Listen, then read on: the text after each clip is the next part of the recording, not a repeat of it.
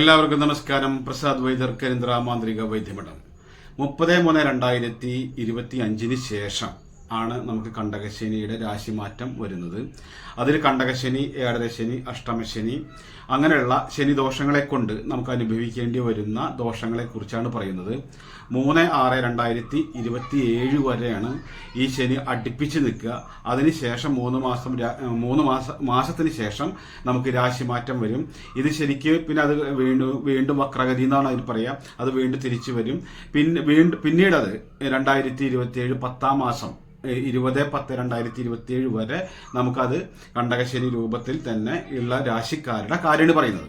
അശ്വതി നക്ഷത്രക്കാരുടെ കാര്യമാണ് ഈ പറയുന്നത്. അത് പൂർണ്ണമായിട്ട് നിങ്ങൾക്ക് മനസ്സിലാവാൻ നിങ്ങൾ സ്കിപ്പ് ചെയ്യാതെ കണ്ടു കഴിഞ്ഞാൽ നിങ്ങളുടെ എല്ലാ പ്രശ്നങ്ങൾക്കും നിങ്ങൾക്ക് തന്നെ നേരിടാൻ സാധിക്കും എന്നുള്ളതിൽ യാതൊരു സംശയമില്ല. വളരെയധികം ഇമ്പോർട്ടൻ്റ് ആയിട്ട് കേട്ടിരിക്കേണ്ടതാണ്. അത് നിങ്ങൾ പ്രത്യേകമായിട്ട് പറയാൻ തന്നെ കാരണം എന്താണെന്ന് വെച്ചാൽ ഈ ശനിദോഷത്തിൻ്റെതായ കാര്യങ്ങൾ അറിഞ്ഞിരുന്നാൽ തന്നെ നമ്മുടെ പ്രശ്നങ്ങൾ പരിപൂർണമായിട്ട് മാറും എന്നുള്ളതാണ്. അപ്പോൾ സ്കിപ്പ് ചെയ്യാതെ കണ്ടാൽ മാത്രമാണ് നിങ്ങൾക്ക് പൂർണ്ണമായിട്ട് ഇത് മനസ്സിലാവുള്ളൂ.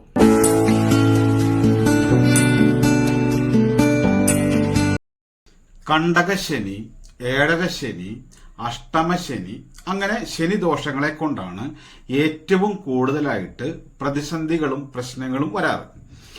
ഈ സമയത്ത് അനുഭവിക്കേണ്ടി വരുന്ന ഒരു ദോഷങ്ങൾ എന്തൊക്കെയാണ് എന്ന് പറഞ്ഞുതരാം. തൊഴിൽ നഷ്ടം, മാനഹാനി, അപമാനം, അപവാദം, കർമ്മപരമായിട്ടും കലഹം, നമ്മൾ ചെയ്യുന്ന കാര്യങ്ങളിലൊക്കെ പതനങ്ങൾ വരിക, അങ്ങനെ ബന്ധുമിത്രാദികളിൽ നിന്നും അകൽച്ച വരിക, കൂട്ടായിട്ട് അല്ലെങ്കിൽ ഷെയറായിട്ട് പാർട്ട്ണറായിട്ട് നടത്തുന്ന സ്ഥാപനങ്ങൾക്കൊക്കെ നഷ്ടങ്ങൾ നമുക്കും നേട്ടങ്ങൾ പാർട്ട്ണർക്കും കിട്ടുന്ന തരത്തിലുള്ള ദോഷങ്ങളായിട്ട് വരിക. ഇതുപോലുള്ള എല്ലതും നശിച്ച് നാട് വിട്ടു പോകേണ്ടി വരുന്ന അവസ്ഥ വരിക, നമ്മളെ ആർക്കും കണ്ടുകൂടായിക വരിക. ഇതൊക്കെയാണ് ഇതിന്റെ എല്ലാ തരത്തിലും പതനം വരുന്ന ഒരു പ്രശ്നമാണ് കണ്ടകശനി, ഏഴരശനി, അഷ്ടമശനി ഈ ശനി ദോഷങ്ങളിൽ കൊണ്ടുവരിക. ഇത് 2.5 വർഷമാണ്. ഈ 2.5 വർഷക്കാലത്തിനുള്ളിൽ ഇതൊക്കെ തന്നെ എല്ലാവർക്കും ഇത് ഒരുപോലെ തന്നെ ഫലിച്ചോളണം എന്നില്ല.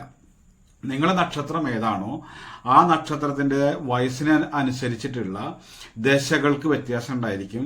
അതുപോലെ തന്നെ നമ്മുടെ ഇതിന്റെ ദശകൾക്ക് വ്യത്യാസം ഉണ്ടായിരിക്കും, നമ്മളെ അപഹാരങ്ങൾക്ക് വ്യത്യാസം ഉണ്ടായിരിക്കും. ഇതിനൊക്കെ അനുസരിച്ചിട്ട് ഇതിന്റെ ഫലത്തിന് മാറ്റം വരും. ചില ആളുകൾക്കൊക്കെ ശുക്രദശയായിരിക്കും, നല്ല അപഹാരങ്ങളായിരിക്കുന്ന സമയത്ത് നമുക്ക് ഇതിന്റെ കാഠിന്യം കുറയും. ശനിദശയുടെ സമയം ശനിയുടെ അപഹാരം നടക്കുക, അതിൽ കൂടെ കണ്ടകശനി, ഏഴരശനിയും കൂടിയൊക്കെ ഒരുമിച്ച് വരുമ്പോഴാണ് ഒരു മരണതുല്യമായിട്ടുള്ള ആപത്ത് നമ്മളിലേക്ക് വരിക. മരണതുല്യം എന്ന് പറഞ്ഞാൽ മരിക്കുക എന്നല്ല, ആപത്തിന്റെ കാഠിന്യം നമുക്ക് കൂടുതലായിരിക്കും എന്നുള്ളത്. ഇതുപോലെ തന്നെയാണ് ഓരോ കാര്യങ്ങളും.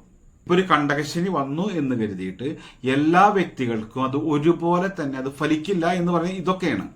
പക്ഷെ ഈ 2.5 വർഷക്കാലത്തിന്റെ ഉള്ളിൽ തന്നെ നമുക്ക് ഒരുപാട് പ്രശ്നങ്ങൾ വരാനുള്ള സാധ്യത ഉള്ള ഒരു കാലഘട്ടമായതുകൊണ്ട് തന്നെ നമ്മൾ അത് വളരെയധികം ശ്രദ്ധിച്ച് കൈകാര്യം ചെയ്യുക എന്നുള്ളതാണ്.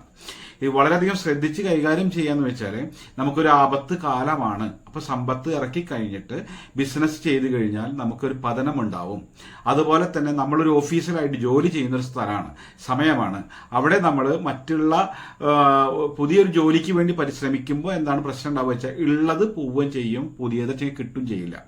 അപ്പൊ ഉള്ളത് നഷ്ടപ്പെടാൻ സാധ്യതയുള്ള ഒരു കാലഘട്ടം വരുമ്പോൾ നമുക്കത് നല്ല രീതിയിൽ കെയർ ചെയ്തിട്ട് നമുക്കത് നിലനിർത്താൻ വേണ്ടി പരിശ്രമിക്കുക എന്നുള്ളത് വളരെ ഒരു ഇമ്പോർട്ടന്റ് ആയിട്ട് ഒരു കാര്യമാണ്. ഇതിനൊക്കെ ദോഷം ഉള്ള ഒരു സമയമാണ്, അല്ലെങ്കിൽ ദോഷമുണ്ട് എന്ന് നമ്മൾ മുൻകൂട്ടി മനസ്സിലാക്കുന്നത് തന്നെ, അറിഞ്ഞിരിക്കുന്നത് തന്നെ ഇത് വരാതിരിക്കാനുള്ള മുൻകരുതലുകൾ നമുക്ക് ഉണ്ടാക്കിയെടുക്കാൻ വേണ്ടിയിട്ടാണ്. ഇപ്പോ ഒരു അഷ്ടമശനി, കണ്ടകശനി നേരത്തോ ഏഴരശനി സമയത്തോ ഒക്കെ നമ്മൾക്കൊരു പതനമോ അല്ലെങ്കിൽ ഒരു ജയിൽവാസം ഉണ്ടാവാനുള്ള സാധ്യതയുള്ള, കാരാഗ്രഹവാസം എന്ന് പറയുന്ന ഒരു പ്രശ്നം നമ്മളിലേക്ക് വരാനുള്ള ഒരു സാധ്യത ഉള്ളൊരു കാലഘട്ടമാണ് എന്ന് കരുതിയാൽ നമുക്കത് അതിനുള്ള സിറ്റുവേഷൻ നമ്മളിൽ ഒഴിഞ്ഞു നിൽക്കാൻ നമുക്ക് സാധിക്കും. അതുപോലെ സാമ്പത്തിക നഷ്ടമാണ് നമുക്ക് വരുന്നത് എന്ന് നമുക്ക് മനസ്സിലാക്കി കഴിഞ്ഞാൽ ഈ സാമ്പത്തിക പ്രതിസന്ധി വരുന്ന കാര്യങ്ങളിലേക്ക് നമുക്ക് ഇറങ്ങാതെ അത് വളരെയധികം ശ്രദ്ധിച്ച് നമുക്ക് ചെയ്യാൻ പറ്റും. ഇതിന്റെ പ്രത്യേകത എന്ന് വെച്ചാൽ നമുക്ക് നല്ല സമയത്ത് നമ്മൾ ചെയ്യുന്നതും ചിന്തിക്കുന്നതും പ്രവർത്തിക്കുന്നതൊക്കെ നമുക്ക് അനുകൂലമായി വരുന്ന ഒരുപാട് കാര്യങ്ങളുണ്ട്. നമ്മൾ എന്ത് ചെയ്താലും അതൊരു തൊട്ടതൊക്കെ പൊന്നാവുക എന്ന് പറയുന്ന ഒരു രീതിയുണ്ട്. ആ രീതിയിൽ നിന്ന് വിട്ട് നമ്മളൊക്കെ ചെയ്യുന്നതൊക്കെ അതേ ബുദ്ധിയും അതേ കഴിവും വെച്ചിട്ട് തന്നെയായിരിക്കും നമ്മൾ കഷ്ടകാല സമയത്ത് നമ്മൾ ഓരോന്നും ചെയ്യുക. ഈ ചെയ്യുന്ന സമയത്ത് ഉണ്ടാവുക എന്താണ്, നമുക്ക് പതനങ്ങളും പരാജയങ്ങളും ഒക്കെ ആയിരിക്കും വരിക. ഇപ്പൊ ചില ആളുകൾ കണ്ടിട്ടില്ലേ, തനിച്ച് പണിയെടുത്ത് സമ്പാദിച്ച് വലിയ നിലയിലെത്തിയിട്ട് അതൊരു നല്ലൊരു പൊസിഷനിൽ ആയ വ്യക്തികൾ തന്നെ പിൻകാലത്ത് എല്ലാം നശിച്ച് വീടും സ്ഥലവും ഇല്ലാതെ വാടക വീട്ടിൽ വാടക കൊടുക്കാൻ പോലും പാകമില്ലാതെ നിൽക്കുന്ന ഒരവസ്ഥ വന്ന ലക്ഷക്കണക്കിന് അല്ലെങ്കിൽ ആയിരക്കണക്കിന് ആളുകളെ എന്നെ വിളിച്ചിട്ടുണ്ട്. അപ്പോൾ അതൊക്കെ നമുക്ക് നേട്ടങ്ങൾ വരുന്നതൊക്കെ നല്ല സമയത്തും പരാജയം വരുന്നതൊക്കെ നമുക്ക് ദോഷ സമയത്തുമാണ്. ഈ പരാജയ സമയത്തെ നമ്മൾ മനസ്സിലാക്കലാണ് നമുക്ക് വളരെ ഇമ്പോർട്ടന്റ്. കാരണം നല്ല സമയം നോക്കി നടക്കണം എല്ലാവരും, പക്ഷെ ദോഷ സമയം എന്താണ് എന്ന് അറിഞ്ഞിരുന്നാൽ ഈ നല്ല സമയം നമ്മൾ ഉണ്ടാക്കിയത് നമുക്ക് നഷ്ടപ്പെടുത്താപ്പെടാതിരിക്കാൻ പറ്റുകയും ചെയ്യും. നമുക്ക് സമ്പത്ത് ശ്രദ്ധിച്ച് നമുക്കത് ഉണ്ടാക്കാനും പറ്റും. അത് ചില സമയദോഷത്തിനെ കുറിച്ച് നമ്മൾ തിരിച്ചറിയുമ്പോൾ നഷ്ടങ്ങളിൽ നിന്നും ഒഴിഞ്ഞ് അത് നേട്ടത്തിലേക്ക് ആക്കിയെടുക്കാൻ നമുക്ക് കഴിയും. അതുകൊണ്ടാണ് നമുക്ക് ജനങ്ങൾ ഒരു ജ്യോതിഷ ഫലം പറയുന്ന സമയത്ത് അല്ലെങ്കിൽ ഒരു ജാതകം വായിക്കുന്ന സമയത്തൊക്കെ പുകഴ്ത്തിയിട്ട് പറയും, ഇന്ന നക്ഷത്രക്കാർ തൊട്ടതൊക്കെ പൊന്നായിരിക്കും, അതായിരിക്കും, ഇതായിരിക്കും, അങ്ങനെ ഇങ്ങനെ ഗജകേസരി യോഗം എന്നൊക്കെ പറഞ്ഞാണ്ട് സുഖിപ്പിക്കും നമ്മളെ. എന്നിട്ട് നമ്മൾ ചെയ്യുന്നതൊക്കെ ആപത്തിലേക്ക് വരികയും ചെയ്യും. അതൊക്കെ ചില ആളുകളുടെ ഒരു ശൈലികളാണ്. പക്ഷെ നമ്മൾ പറയുന്നത് എന്താണെന്ന് വെച്ചാൽ നമ്മൾ നമ്മുടെ ദോഷങ്ങളെ മനസ്സിലാക്കുക, എന്നിട്ട് നമ്മൾ പ്രവർത്തിച്ചാൽ നമുക്ക് ദോഷം വരാതിരിക്കുകയും ചെയ്യും. നമുക്ക് ഈ ഒരു കാലഘട്ടത്തിന്റെ ദുരിതം നമുക്ക് അനുഭവിക്കാതിരിക്കാൻ സാധിക്കും. അതാണ് ഇമ്പോർട്ടന്റ്. നമുക്ക് സാമ്പത്തിക നഷ്ടം വരില്ല. എല്ലാ പ്രശ്നങ്ങളിൽ നിന്നും നമുക്ക് എന്തെന്ന് പറയുക, കരകയറാനോ അല്ലെങ്കിൽ നമുക്ക് ആപത്ത് വരാതിരിക്കാനോ നമുക്ക് കഴിയും.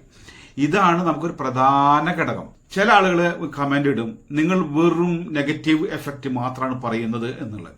നമ്മൾ അറിഞ്ഞിരിക്കേണ്ടത് എന്താണെന്ന് വെച്ചാൽ നമ്മളുടെ വീഴ്ച ഉണ്ടോ എന്നുള്ളതാണ്.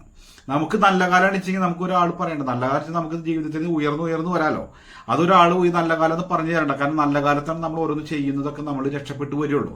പക്ഷേ കഷ്ടകാല നേരത്ത് നമ്മൾ തിരിച്ചറിഞ്ഞേ പറ്റുള്ളൂ. കാരണം എന്താ വെച്ചാൽ ആപത്ത് വന്നതിന് ശേഷം അയ്യോ നോക്കായിരുന്നു കിട്ടാന്ന് പറഞ്ഞിട്ട് കാര്യമില്ല. ഈ ഒരു ആപത്ത് വരുന്നതിനേക്കാൾ മുമ്പ് നമ്മളത് മനസ്സിലാക്കിയിരുന്നു എങ്കിൽ നമുക്കത് ശ്രദ്ധിച്ച് കാര്യങ്ങൾ കൈകാര്യം ചെയ്യുമ്പോൾ ആ നഷ്ടങ്ങളിൽ നിന്ന് അല്ലെങ്കിൽ ആ പരാജയത്തിൽ നിന്ന്, ആ പതനത്തിൽ നിന്ന് നമുക്ക് കരകയറാനുള്ള വഴികൾ നമുക്ക് തന്നെ ഉണ്ടാക്കിയെടുക്കാൻ പറ്റും. ചില ആളുകളൊക്കെ പറയും ഇതൊക്കെ വെറും തരികിടയാണ്. ഇതൊക്കെ തന്നെയാണ് നമ്മളെ ഈ നല്ല സമയത്ത് പറയുക. ഈ നല്ല സമയത്ത് പറയുന്നത് നിരീശ്വരവാദികൾ പറയുന്നത്, അതുപോലെ തന്നെ ചില രാഷ്ട്രീയക്കാർ ഇതുപോലെ തന്നെ അതൊക്കെ അന്ധവിശ്വാസം എന്ന് പറയുന്നവർ, ചില മതങ്ങളിൽപ്പെട്ടവർ, കാരണം ചില ക്രിസ്ത്യൻസിലായിക്കോട്ടെ, മുസ്ലിംസിലായിക്കോട്ടെ, ഹിന്ദുക്കളിലായിക്കോട്ടെ, ഒരു നിരീശ്വരവാദിയായിട്ടുള്ള ആളുകളൊക്കെ ഉണ്ട്.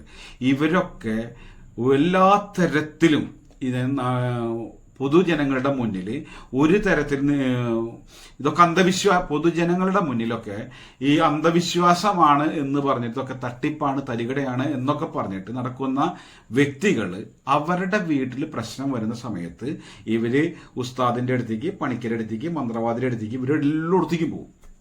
കാരണം അവനവന്റെ പ്രശ്നം അവനത് വലുത് തന്നെയാണ്. നമ്മൾ നിരീശ്വരവാദിയായിട്ടിരിക്കുമ്പോൾ നമുക്കിതൊന്നും പ്രശ്നമല്ല എന്നുള്ള തരത്തിൽ നമുക്ക് നിൽക്കാം. പക്ഷെ നമ്മളെ മക്കൾക്കൊരു ആപത്ത് വരുന്ന സമയത്ത് അതിന് എന്താണ് അതിന്റെ തട അല്ലെങ്കിൽ എന്താണ് അതിന്റെ പ്രതിവിധി എന്നുള്ളത് നമ്മൾ അന്വേഷിക്കുമ്പോൾ എന്ത് ചെയ്താലാണ് ഇതിന് മാറ്റം കിട്ടുക, എന്താണ് ഇതിന്റെ പ്രതിവിധി, എന്താണ് ഇതിന്റെ പരിഹാരം എന്നുള്ളത് ലോകം മുഴുവൻ അന്വേഷിക്കും. ഇത് മുജാഹിദരായിക്കോട്ടെ, ജമായത്തരായിക്കോട്ടെ, ഇനി എല്ലാ ക്രിസ്ത്യൻസ് ആയിക്കോട്ടെ, ഹിന്ദുക്കളിൽ ഏത് നിരീശ്വരവാദി ആയിക്കോട്ടെ, എല്ലാ ആളുകളും നമ്മുടെ അടുത്തേക്ക് വന്നവരാണ്.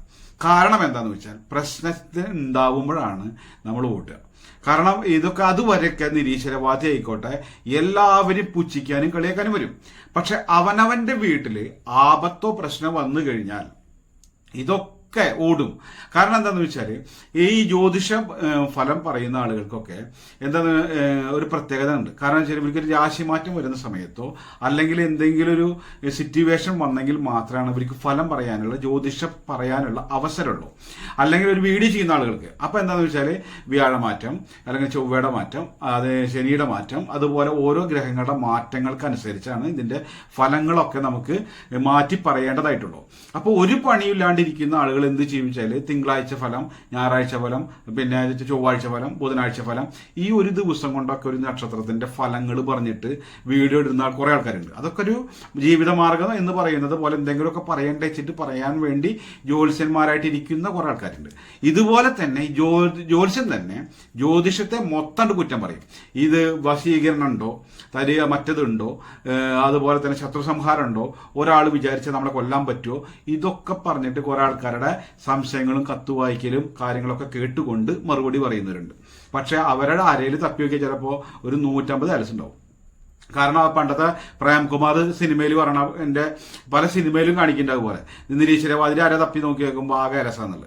അപ്പൊ അതുപോലെ തന്നെയാണ് ഇവരൊക്കെ വീഡിയോയ്ക്ക് വേണ്ടിയിട്ടോ ചാനലിന് വേണ്ടിയിട്ടൊക്കെ നിരീശ്വരവാദിത്വം ഒക്കെ വല്ലാണ്ട് ഡയലോഗൊക്കെ അടിക്കും. കാരണം എന്താന്ന് വെച്ചാൽ അതും അവരുടെ ജീവിതമാർഗമാണ്. കാരണം കുറ്റം പറഞ്ഞിട്ട് കാശുണ്ടാക്കുന്നപ്പോൾ വേണ്ടാത്തവരും അത് കേൾക്കാനുണ്ടാകും. പക്ഷെ ആപത്ത് വരാതിരിക്കാനും വന്നതിന് ശേഷം നമ്മളത് അയ്യോ എന്ന് പറയാതിരിക്കാനും ഇതൊക്കെ നമ്മൾ ശ്രദ്ധിക്കേണ്ട കാര്യം തന്നെയാണ്. കാരണം എന്താണെന്ന് വെച്ചാൽ ഓരോ വ്യക്തികളുടെയും പ്രയത്നവും കാര്യങ്ങളൊക്കെ നല്ല രീതിയിലായി വന്നിട്ട് നല്ല പഠിപ്പുള്ള ആളുകൾ, നല്ല രീതിയിലുള്ള കഴിവുള്ള ആളുകൾ, ഇതൊന്നും പ്രയോഗിക്കാൻ പറ്റാണ്ട് ദുർബലനായിട്ടിരിക്കുന്ന ആളുകളുണ്ട്. ഇവർക്കൊക്കെ നല്ല കഴിവുള്ളവരാണേനും പക്ഷെ ഇതുപോലെ തന്നെയാണ് ഒന്നിനും കഴിയാത്തവര് നല്ല രീതിയിലുള്ള സാമ്പത്തിക പുരോഗതി കൈവരിക്കുന്ന ആൾക്കാരുമുണ്ട്.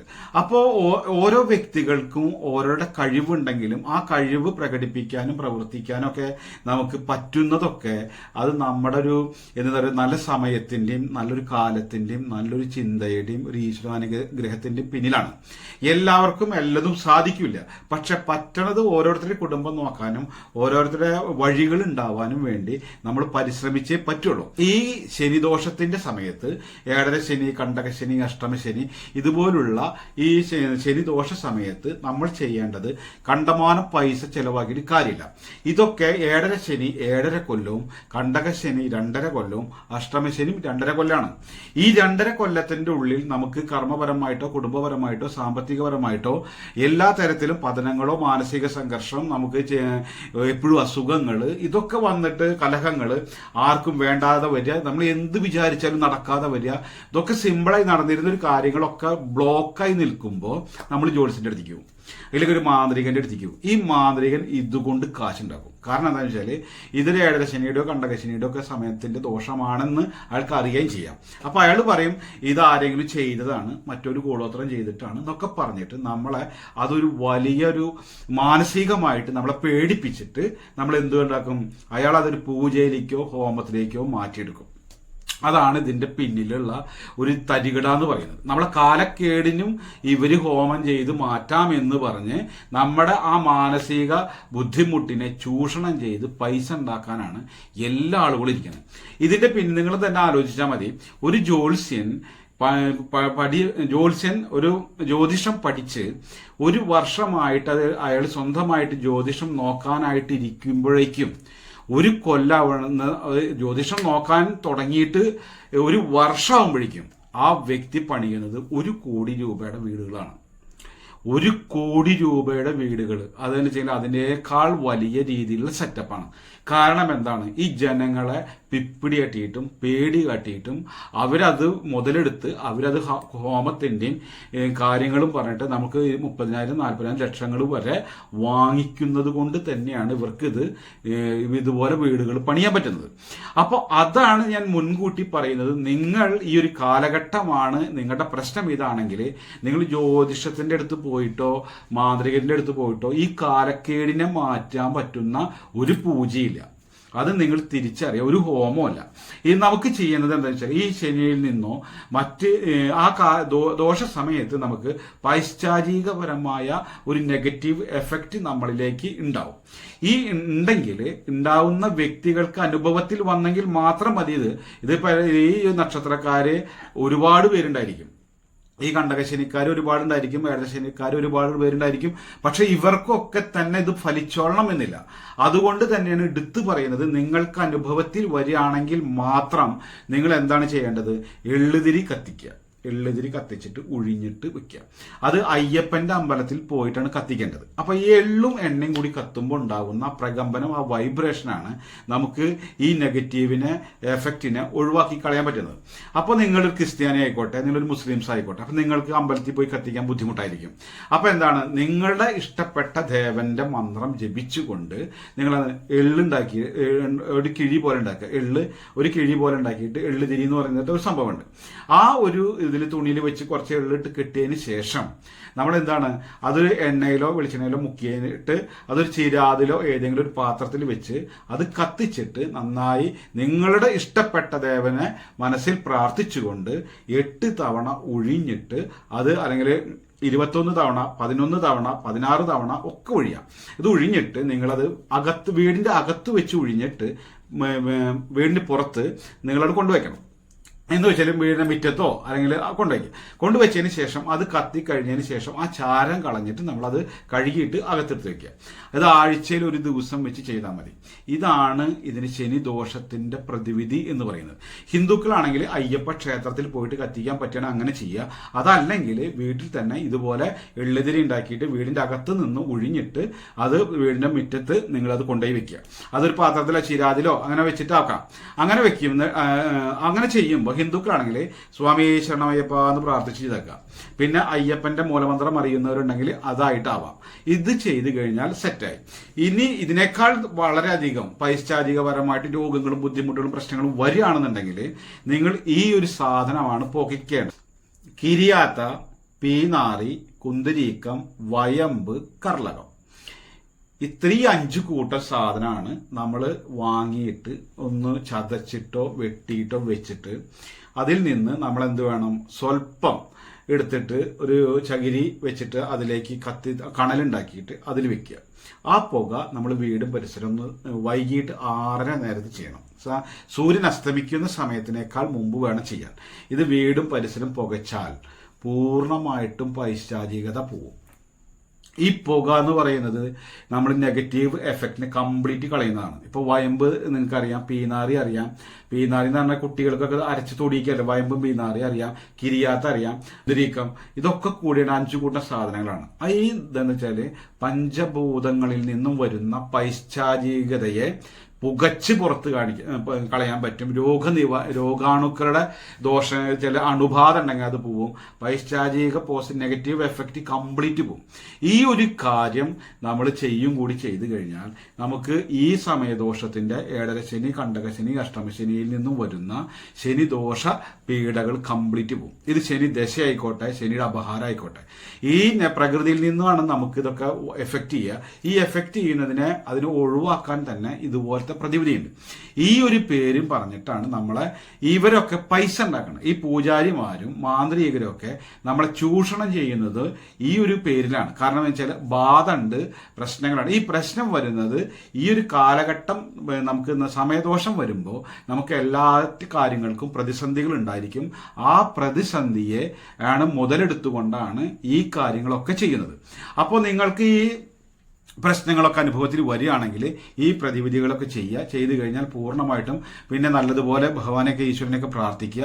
കാലക്കേടിൽ നിന്നും കരകയറാനും മറികടക്കാനൊക്കെ ഏത് മതമായിക്കോട്ടെ ദൈവിക പ്രാർത്ഥന തന്നെയാണ് ഇതിന്റെ ഏറ്റവും നല്ല പ്രതിവിധി.